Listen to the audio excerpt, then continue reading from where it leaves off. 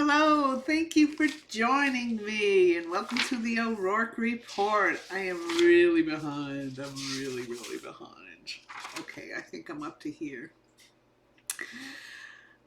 Yes, I am up to here. Okay, Beverly Hills. Beverly Hills. We had, oh, really, the only thing I'm taking away from Beverly Hills this week is Boz's earrings. Now, she's worn earrings like this several times, but they appear to be getting worse. Here's a little picture I drew of her earrings this week. Next, they're going to take over her entire head. Can you see that? Boz, what's with the earrings? You got enough hair. You're a woman of a certain stature. You don't need basketball size earrings. It's ruining your look. Stop it. Okay, enough of that. Da, da, da, da, da. Okay, we had the ladies leave Augusta. There appeared to be some rapprochement between mother and daughter, but it's a very fractious relationship. It explains a lot about the affectations with Sutton. The mother is the complete opposite of somebody who's affected. In fact, she goes out of her way to be a little mean. And the fact that she claims to be a therapist is a little, I don't know, maybe she's over the years come to the conclusion that the harsh, dismissive attitude is the way to deal with somebody who lives in the clouds a little bit like Sutton does. But it is what it is. Okay, boop doop doop. Then we go back. We've got Dorit fighting with people. Dorit's just not taking taking any sort of criticism from anybody. In fact, is manufacturing criticism a little bit, I think. You know, at one time I remember I said to somebody else is that I don't just have thin skin.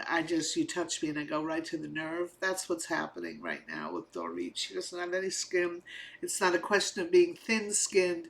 It's 100% a question of she is just so raw that she's striking out at anybody. And she actually used a phrase which to me is um, very undorit, but very normal phrase. She said, I don't know who she said this to. She goes, oh, don't be a douche. That's right, don't be a douche. And once again, we find, and I don't know how this is happening to me actually. I mean, this is incredible that I think 3 weeks in a row I'm saying something nice about Erica Jayne. Her release from Tom Girardi and the fact that she hustled to stay on her feet.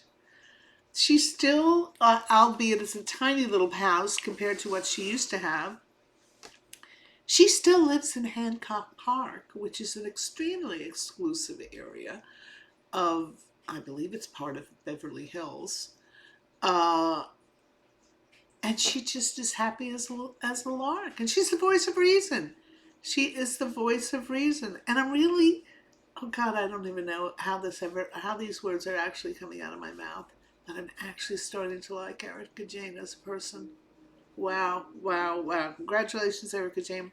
You worked very hard to to come to where you are right now. So it's good to see. And Dorit's upstairs. The cameras go upstairs so we can see I think she brings Kyle upstairs to have a chat. And it is a disaster. It's a sign of there's a problem because it is just, it's not a hoarder's bad, but it's bad. It's bad. So anyway, Summer House. I think last week I mentioned something I called Gabby Mia when I said I don't really see where Maya, I think it was Maya, I don't see where Maya is fitting. What I meant to say is I don't see where Gabby is fitting. Gabby is not quite clicking. She's clicked with Lyndsay, so she has that Lyndsay protection. or Lyndsay is making sure she's included in Lyndsay world. But she's not really clicking intellectually because she's very smart. She's very, very, very bright. She's not clicking with the other ones, and she's certainly not clicking with the little 20-year-old ones now, or 26-year-olds who look like they're 17. Boy, Jesse just fell like a ton of bricks for this girl. It's very authentic, very authentic. And I hope it lasts. But that type of starry-eyed, poleaxed, love-bombing love, it doesn't last. But it's fun while you're on the ride, that's for sure. Okay. Oh my God, did Lyndsay really complain that Carl was scared of her?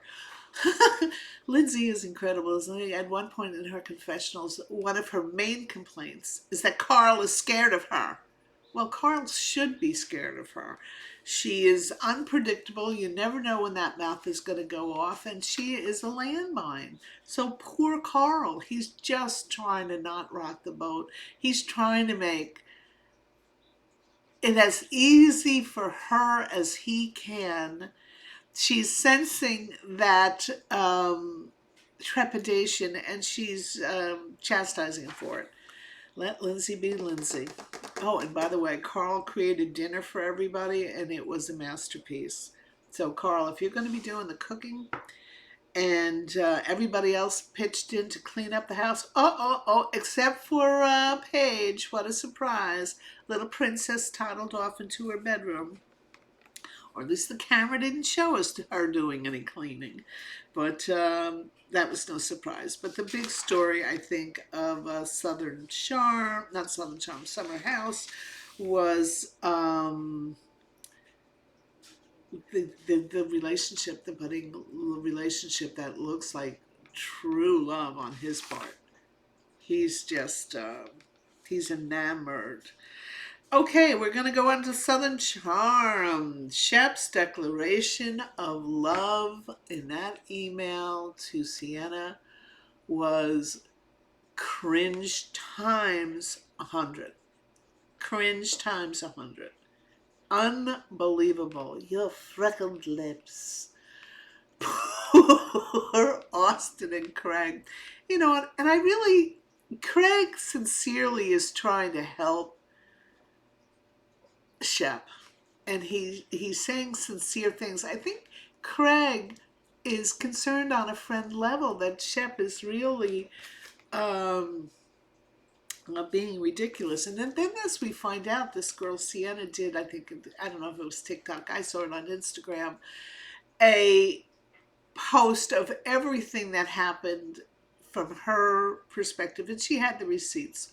The main receipt she had was the fact that it was Whitney who approached her on Raya, not the other way around. And not only did he approach her, but evidently in Raya, you don't communicate with people unless you're matched, and if you're not matched, you can request to talk to that person.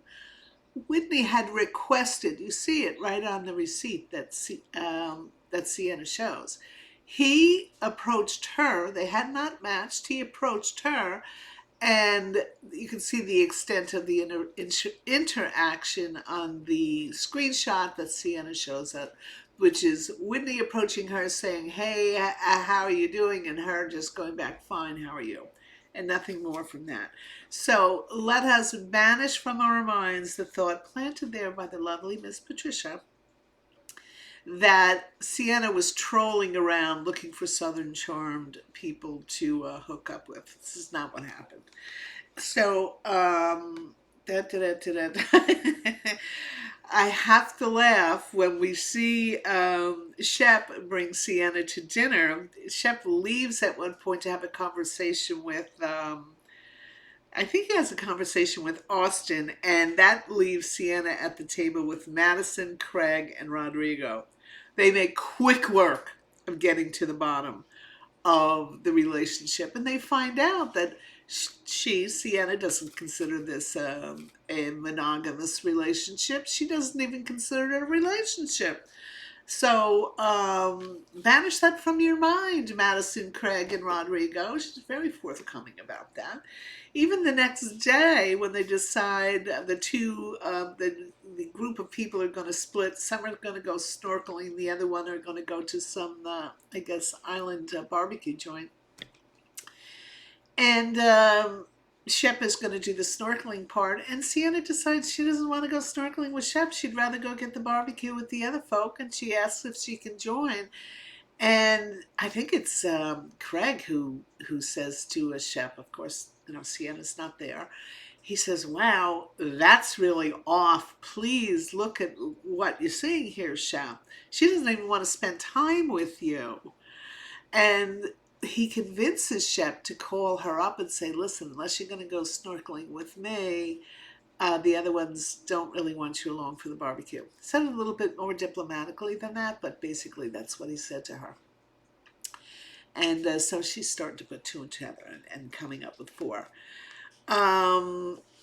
Okay, hold on a quick.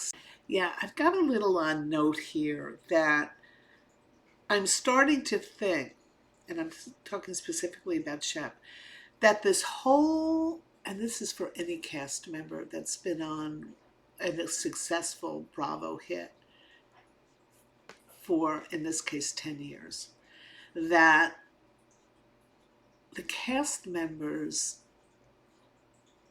begin to live in the comment section. It's extremely important to them, the comments that they see on Instagram and they see on TikTok and Facebook, wherever else they're seeing comments. They live in those sections, and it affects them profoundly, especially if something is, negative and positive. It can be an incredibly heady experience, and I think that's what's happening to Shep. I think he's living in the comments section, and or it's taking the comment section is taking a larger toll on Shep than maybe it doesn't have to, it's taking a large toll. Let's just put it that way. And this week's episode made me wonder about the producers. Are they evil geniuses to bring about this whole Shep Sienna storyline? Shep pursuing and love bombing an age inappropriate, having only seen her 6 times, and everything inappropriate girl. Or is Shep really the evil genius and he's acting, scamming us all? In other words, Shep's not really into her, but he's scamming us into think he's somehow heartbroken. I don't know, but there's some evil geniuses going on. And what is this? Shep reaction is scary in that they have ever been reciprocated. Oh yeah, this is the scariest part about Shep's reaction. It'd be one thing to be an old fool in love. It happens all the time. But don't you have to get some kind of reciprocation from the other part? The fact that she's not reciprocating any of the effusiveness makes me wonder. I mean, wouldn't at one point you say, "Hey, this guy is not even paying attention to me"? Wouldn't that dawn on you somehow? It's not dawning on him, which is making him, by definition, look very delulu. And the only other thing I have is Austin is way too salty. He's overly, I don't know why he's so salty about Craig breaking up with him to be a mature non-Peter Pan. But he is. And the only other thing, then we went on to Southern hospitality. Nothing much happened. A little concentration on Lake. I could care less. There's one character I don't care about at all. I don't care about the Karens, and I don't care about Lake, who is a Karen. And basically, that's all I had. That's all I have this week. It was a very boring week. But the interesting part, of course, is Shep. Boy. So anyway, Thank you so. Oh, I always forget to do this. If you like what you're seeing and you want to be notified every time I put out a new update, please hit the subscribe button if you would. Boop. And hit that like button. And that'll help me with the YouTube, my YouTubian overlords, as I like to call them. So anyway, thank you so much for tuning in. The next episode we will be talking, excuse me, madam. We will be talking about, I think, Married to Medicine in Potomac were on last night. And of course we have some new ones starting up, don't we? I have a feeling the Denise Richards one will be a train wreck. So yeah, some new stuff coming up March 4th. So anyway, thank you so much. Love you guys. This is so much fun for me. Hit the subscribe if you would, hit the like button, and I will see you here next time on the O'Rourke Report.